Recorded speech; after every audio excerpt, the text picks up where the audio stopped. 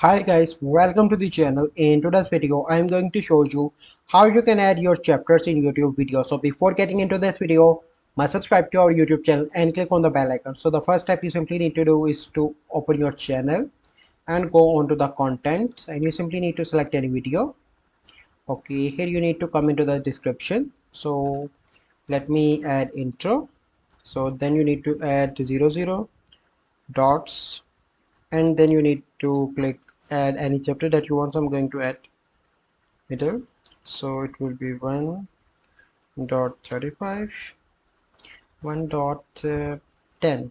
Okay, click on save, and let me show you how you can access to the chapters. So here you can see my video, and here you can see the chapters, that is intro, and here you need to click on that and it will come on to the middles of the section. So this is a process by which you can add your chapters in YouTube video. So I hope you find this video helpful. If you find this video helpful, must like this video, subscribe to our YouTube channel for future videos. We'll see you in the next video. Thank you, have a good day.